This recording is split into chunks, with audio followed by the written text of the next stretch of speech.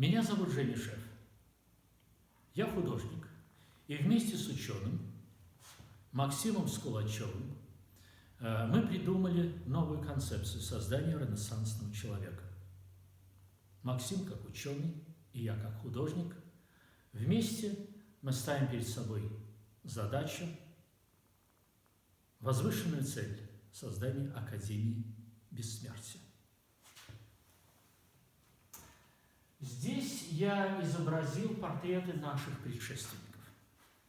Это Артур Шопенгауэр, который определил роль индивида в эволюции в 1818 году, то есть в додарвиновский период развития биологии.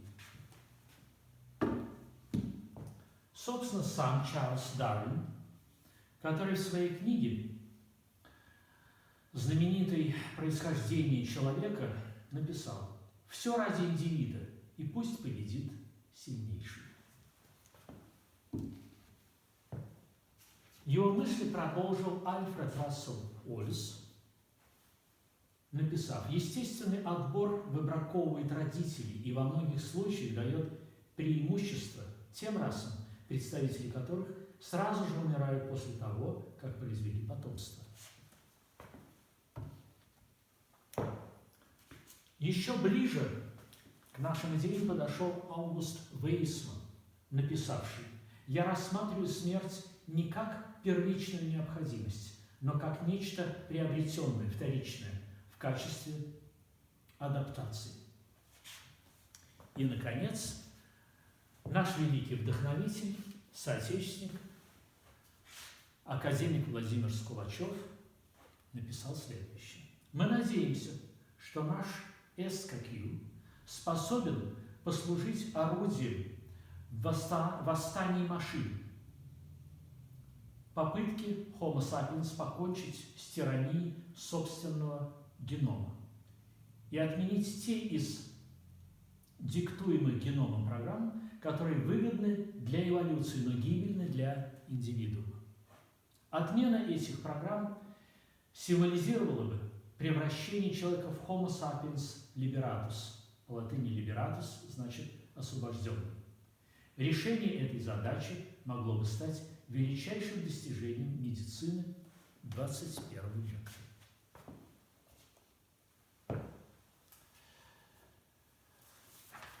А в чем задача художника на сегодня?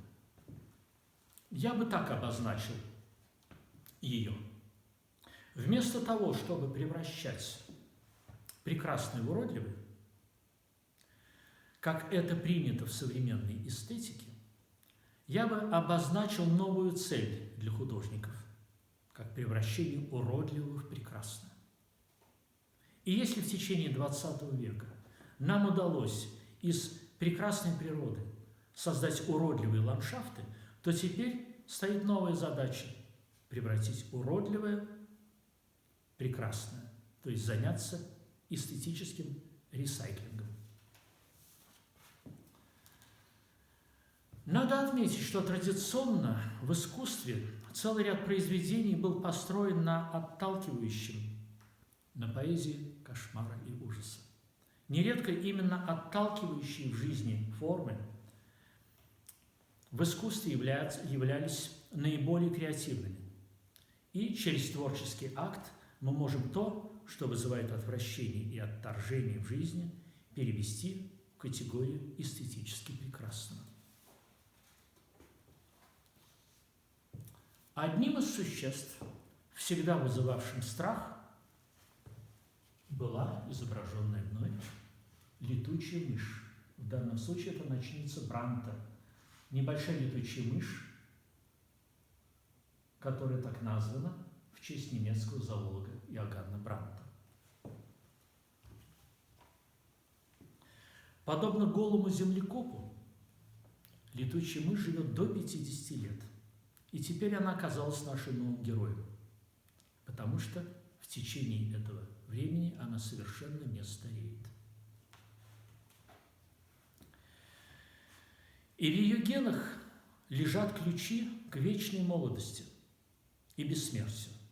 Но именно через летучую мышь, как считают ученые, распространилась ранее Эбола и теперь коронавирус.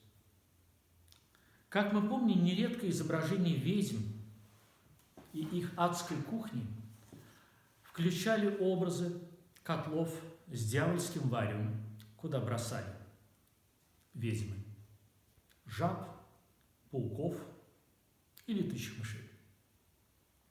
Характерно, что именно такое варварское использование в пищу этих животных послужило вспышкой эпидемии коронавируса. А наша задача – исследование, та грань, где наука соприкасается с эстетикой, где мы хотим вникнуть в тонкую организацию этих существ, вдохновлявших Леонардо да Винчи на полет. Нужно понять природу, ее бесконечную мудрость, удивительную амбивалентность, и из негативного строить позитивное, из деструктивного созидать возвышенное. И для ученых, как и для художников, нет разницы между привлекательным и как бы отталкивающим. А лишь одна задача объединяет нас обоих.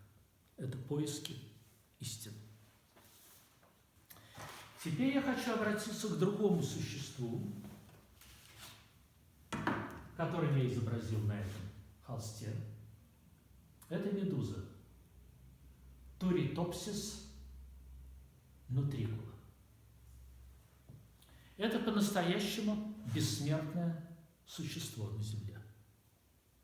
Потому что, по исследованиям ученых, эта маленькая, достигающая всего нескольких миллиметров медуза, после того, как достигает половой зрелости,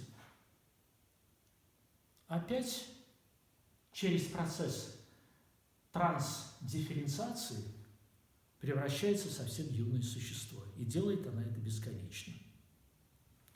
Но вот в чем проблема.